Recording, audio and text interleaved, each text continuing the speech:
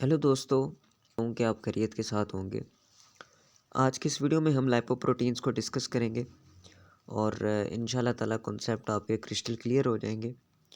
और इसके साथ साथ हम देखेंगे कि ये क्या चीज़ होती है। और लिपिड प्रोफाइल को जब हम स्टडी करते हैं तो उसको समझने के लिए हमें इनको समझना ज़रूरी है। तो जैसे कि नाम से पता चल रहा है, लाइपोप्रोटीन्स दो लफ्ज़ हैं सर इसमें। पहला लफ्ज़ इसमें है लिपिड, लाइपो, और दूसरा है प्रोटीन्स।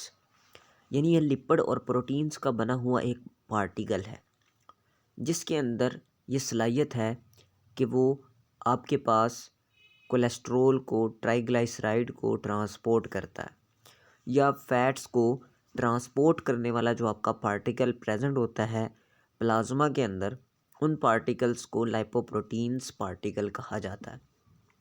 बहुत सारे होते हैं, अभी हम इनको कैटेगराइज कर लेते हैं अपनी आसानी के लिए। तो वो पार्टिकल्स जो आपके प्लाज्मा में मौजूद होते हैं और लिपिड्स को ट्रांसपोर्ट करते हैं, चाहे वो कोलेस्ट्रोल हो, टीजी हो, फैटी एसिड है, ग्लाइसरोल, उनकी ब्रेक डाउन करके ट्रांसपोर्ट करता है, तो वो सारे आपके क्या कहलाते हैं? लाइपोप्रोटीन्स कहलाते हैं। तो इसकी मुख्तलिफ क्लासेस होती हैं जिनको हम लोग डिस्कस करते हैं। नंबर 1 है जी काइलोमाइक्रोन्स, सेकंड वन है HDL, फिर LDL, उसके बाद VLDL, और उसके बाद आपके पास आ जाती है IDL। HDL कहते हैं हाई डेंसिटी लाइपोप्रोटीन, LDL कहते हैं जी लो डेंसिटी लाइपोप्रोटीन, VLDL कहते हैं जी वेरी लो डेंसिटी लाइपोप्रोटीन, और IDL बोला जाता है इंटरमीडिएटरी डेंसिटी लाइपोप्रोटीन्स। ये जो डेंसिटी का लफ्ज़ इस्तेमाल किया जा रहा है, ये प्रोटीन के लिहाज से इस्तेमाल किया जा रहा है। जो हाई डेंसिटी लाइपोप्रोटीन है उसमें ज़्यादा प्रोटीन की कंसंट्रेशन है, जो लो डेंसिटी है उसमें जो है वो प्रोटीन की कंसंट्रेशन कम है। सो अभी हम इस चीज़ को स्टडी करते जाते हैं। तो जब हम लिपिड प्रोफाइल की एक रिपोर्ट पढ़ते हैं तो उस रिपोर्ट में बेसिकली तो हमें 4 पैरामीटर्स देखने को मिलते हैं, जिनमें शामिल हैं कोलेस्ट्रोल, ट्राइग्लिसराइड, HDL और LDL। तो हम इनको डिटेल के साथ एक एक को स्टडी कर लेते हैं। सबसे पहले आप समझिएगा काइलोमाइक्रोन को। तो जब भी आप एक जो है वो फैटी फूड खाते हैं, जैसे कोई भी आप सपोज़ दैट शॉर्मा खाते हैं, या कोई आप KFC की डील मंगवाते हैं, या कुछ भी आप फैटी खाते हैं या फैटी फूड खाते हैं, तो वो आपके जब इंटेस्टाइन में पहुंच जाता है तो वहाँ से वो फ़ैट जो है माइसलीस की शक्ल में अब्जॉर्ब हो जाता है इंटेरोसाइट्स के अंदर।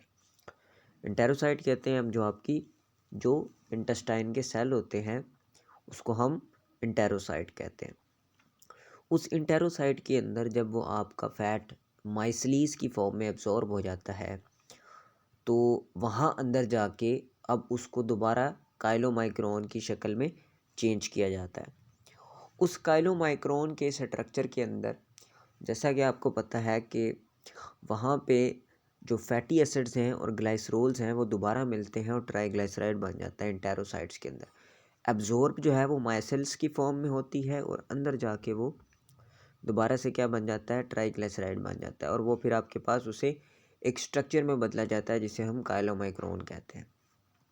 वो काइलोमाइक्रोन जो है वो आपका किधर भेज दिया जाता है? फिर लिम्फेटिक्स के थ्रू सर्कुलेशन में भेज दिया जाता है, जो आपके पास इन लिपिड्स की क्या करता है, इन फैट्स की क्या करता है, इनको ट्रांसपोर्ट करता है टिश्यूज़ को, पेरिफेरल टिश्यूज़ को।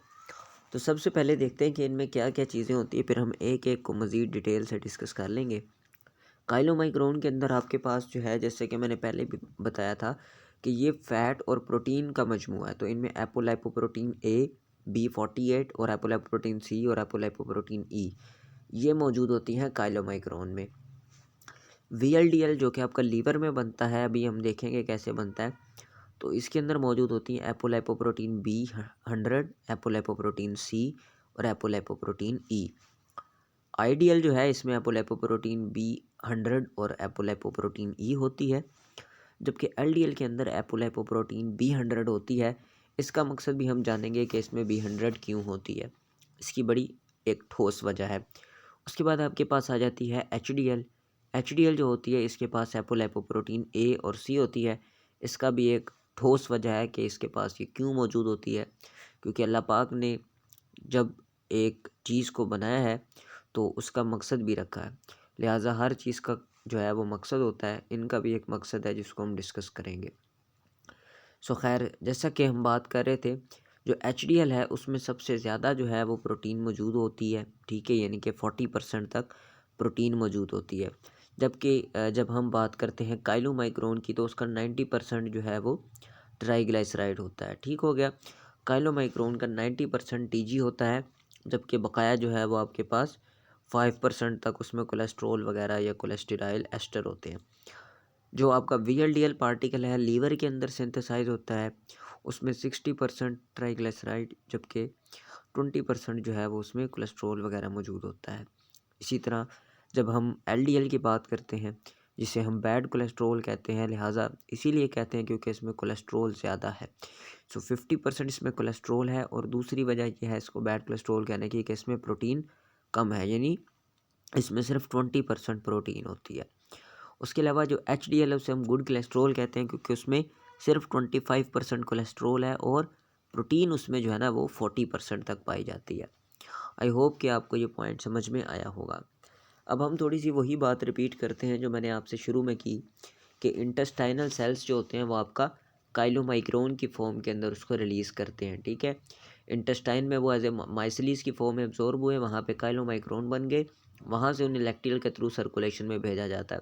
सो chylomicron assemble in intestinal mucosal cells and carry, तो इन काइलोमाइक्रोन्स के अंदर बेसिकली ट्राइग्लिसराइड होता है, कोलेस्ट्रॉल होता है, और फैट सोल्यूबल विटामिन के अलावा कोलेस्ट्रॉल एस्टर्स मौजूद होते हैं।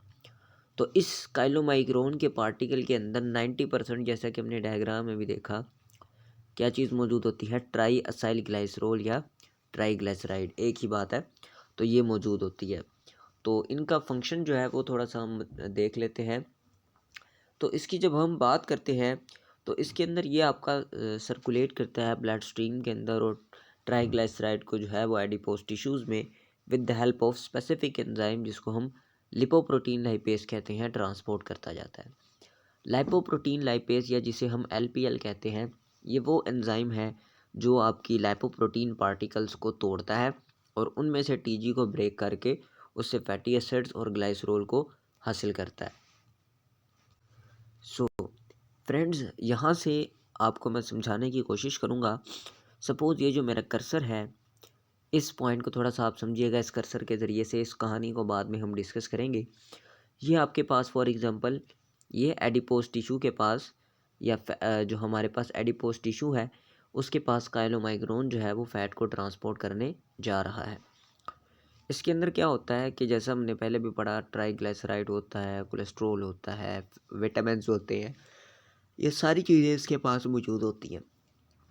और ये लिपोप्रोटीन लाइपेज एक आपके पास एंजाइम है जो फैट के ऊपर, फैट टिश्यूज़ जो हैं आपके पास, उनके जो वॉल्स हैं उनके ऊपर आपके पास ये enzyme lipoprotein lipase extra cellular enzyme है, सेल से बाहर ये हेपरन सल्फेट की मदद से जुड़ा हुआ होता है, ये LPL जो है। अब ये LPL आमतौर पर कुछ नहीं करता, इनएक्टिव रहता है, लेकिन ये LPL उस वक्त एक्टिवेट हो जाता है जब इसको किसी भी पार्टिकल के ऊपर ApoC2 एंजाइम्स दिखते हैं। तो ये काइलोमाइक्रोन की सरफेस के ऊपर ApoC2 एंजाइम होता है। ApoC2 एक नाम है ये आपके पास एपोलाइपोप्रोटीन जो है उसका पार्टिकल है। तो ये ApoC2 जिसे कहा जाता है, ये जब काइलोमाइक्रोन की सरफेस पे मौजूद होता है, तो ये जैसे ही काइलोमाइक्रोन ब्लड से यहाँ पे मूव करता है, तो ये लाइपोप्रोटीन लाइपेज एक्टिवेट हो जाता है जैसे ये ApoC2 को देखता है। सपोज़ करें ये ब्लू वाला जो है ये ApoC2 है, तो LPL इसे देख के एक्टिवेट हो गया और इसने लाइपोप्रोटीन लाइपेज यानी लाइपोप्रोटीन को तोड़ने वाला, तो हर वो पार्टिकल जो लिपिड को ट्रांसपोर्ट कर रहा है वो लाइपोप्रोटीन है ना, तो ये लाइपोप्रोटीन लाइपेज है, तो ये क्या करेगा, उससे तोड़ेगा और इसमें से ये क्या करेगा, ट्राइग्लिसराइड की ब्रेकडाउन करेगा और उससे क्या करेगा, ग्लाइसरोल और फैटी एसिड्स को ऑब्टेन करेगा। तो यही बातें उसने यहाँ पे लिखी हुई हैं कि lipoprotein lipase is an extra cellular enzyme, एक एक्स्ट्रा सेलुलर एंजाइम है that is anchored by heparan sulfate to the capillary walls of the most of tissue. तो ज़्यादातर टिश्यूज़ की जो कैपिलरी वॉल है उसके साथ ये एंजाइम जो है वो हेपरन सल्फेट के थ्रू जुड़ा हुआ होता है। उसके बाद आगे वो मज़ीद बताता है कि ये जो लाइपोप्रोटीन लाइपेस है, this is activated by ApoC2। इसको कौन एक्टिवेट कर रहा है? ApoC2, that is present on circulating lipoprotein particle. तो जो भी लाइपोप्रोटीन पार्टिकल सर्कुलेट कर रहा होगा, जैसे यहाँ काइलोमाइक्रोन है, तो उस पार्टिकल के ऊपर ये क्या होगा? मौजूद होगा। वो हाइड्रोलाइज करेगा इसको LPL, और फिर उसमें से क्या कर लेगा? ट्राइग्लिसराइड की ब्रेक डाउन करके उसे जो है वो फैटी एसिड जो है वो ऑब्टेन कर लेगा। यहाँ से आपको थोड़ी सी समझ में आ रही होगी कि ये ट्राइग्लिसराइड होता है जी। तो जैसे ही लाइपोप्रोटीन लाइपेस, ये एंजाइम है, ये उस पर एक्ट करेगा इसके ऊपर, और इसे तोड़ देगा, और इससे फ्री फैटी एसिड्स और ग्लाइसरोल निकल आएंगे। ठीक है, यानी मोनो असाइल ग्लाइसरोल या मोनोग्लाइसराइड, और ये फ्री फैटी एसिड इसमें से ऑब्टेन हो जाएंगे। क्लियर हो गया? नेक्स्ट हमारे पास आ जाता है VLDL। तो VLDL ये आपका लीवर के अंदर ही बनता है। कोशिश करता हूँ कि इसको जो है वो एक सेपरेट वीडियो में आपके साथ शेयर कर दूँ, क्योंकि जो ये डिटेल एक्सप्लेनेशन चाहता है, इसके अंदर मुझे डिटेल में बताना पड़ेगा।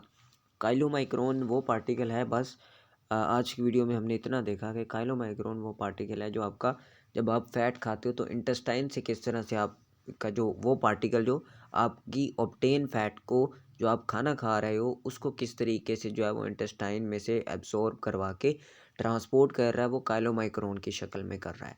अब लीवर के अंदर खुद जो एक पार्टिकल बनता है, उसके बारे में हम उसे VLDL कहते हैं, उसके बारे में हम नेक्स्ट वीडियो के अंदर बात करेंगे। अगर आपका आज तक के लेक्चर में से कोई क्वेश्चन है तो वो आप कमेंट सेक्शन में पूछ सकते हैं, जिसमें हमने डिटेल के साथ जो है वो लाइपोप्रोटीन पार्टिकल्स को डिस्कस किया, लिपिड प्रोफाइल के पैरामीटर्स को डिस्कस किया, और काइलोमाइक्रोन को डिस्कस किया। इंशाल्लाह नेक्स्ट वीडियो में हम डिस्कस करेंगे आपके साथ VLDL को, उसके अलावा हम आपके साथ डिस्कस करेंगे IDL को, उसके अलावा LDL, और जो है HDL को भी आपके साथ डिस्कस करेंगे। देन फिर हम आगे बढ़ते जाएंगे और देखेंगे कि किस तरह से हम जो है इनकी नॉर्मल वैल्यूज़ क्या होती हैं, और हम कैसे इंटरप्रेट कर सकते हैं कि इस बंदे का नॉर्मल, अगर इतना कोलेस्ट्रॉल है या इतना VLDL है तो इसका क्या मतलब होता है। तो मिलेंगे नेक्स्ट वीडियो में, तब तक के लिए इतना ही। अल्लाह हाफिज़।